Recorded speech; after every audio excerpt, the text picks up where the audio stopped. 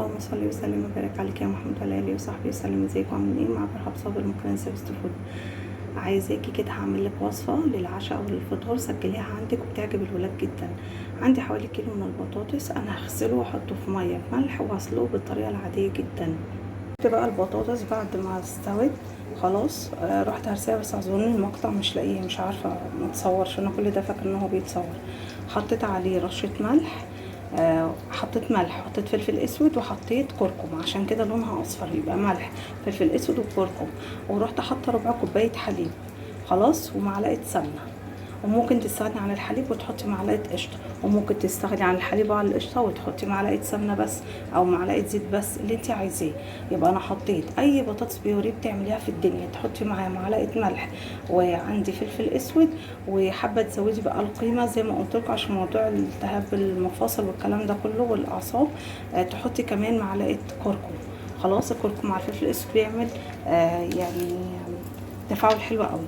وبعد كده جبت بيضايه سلقتها خلاص، وهبدا بقى دلوقتي ان انا اقلبها في قلب الايه، او هرسها يعني في قلب الكلام الجميل ده زي ما هنشوف ان شاء الله. مغذيه جدا. هجيب بقى عيش بلدي عادي جدا خلاص. لو عندك عيش تبع التموين يا ريت، يعني ما عندكيش هاتي زي كده من ابو ايه بجنيه، ساعات بيبيعوه بجنيه ونص. واملي بقى الرغيف بتاعك. بصوا حشيت الرغيف يعني ايه، عملته محترم يعني تمام. وهبدأ بقى دلوقتي وتضغطي عليه كده تقطيطة قطيطة، وتجيبي بقى جريلا طاسة اللي عندك وتحطي فيها معلقة زيت كده تمام، يسخن بسم الله، وهنحطه على الوش الأول خلاص ياخد لون ما بيكملش دقيقتين. طب بتغطي على الحب؟ لا ده مش حواوشي هنغطيه، هي كل حاجة فيه مستوية. يدوبك ياخد دقيقتين من هنا وتقلبيه على الناحية التانية، وهوريكم شكله عامل ازاي. تعالوا كده بقى نبص على الرغيف بتاعنا بسم الله. وفي كل مرة يا جماعة بقلب الرغيف حسيت ان الطاسة نشفت، الله اكبر بصوا الجمال. بصوا بقى من جوه بيبقى قمر. حسيت ان الطاسة بتاعتك نشفت، معلقة زيت ما بين كل رغيف برضه هيسيبه ياخد لون على الناحية التانية. ايه رأيكم بقى في الجمال ده؟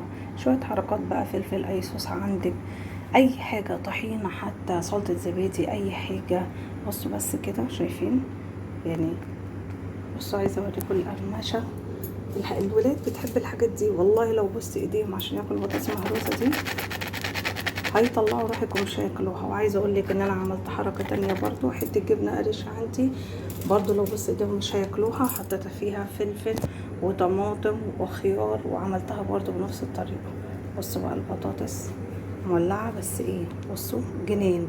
بصوا السخونيه هي طالعه. ولو عندك بقى اي نوع جبن موتزاريلا تحطيها معاها براحتك، بس انا اكتفيت طبعا بالبيض. قيمة غذائية فظيعة مع الكلام ده. اتمنى ان انتوا تجربوا الوصفة سهلة وبسيطة. ولو عجبكم الفيديو ما تنسوش تشتركوا في القناة وتفعلوا زر الجرس. كان معاكم رحاب صابر من قناة سيفست فود. شكرا والسلام عليكم ورحمة الله وبركاته. احلى فطار واحلى عشاء. باي باي.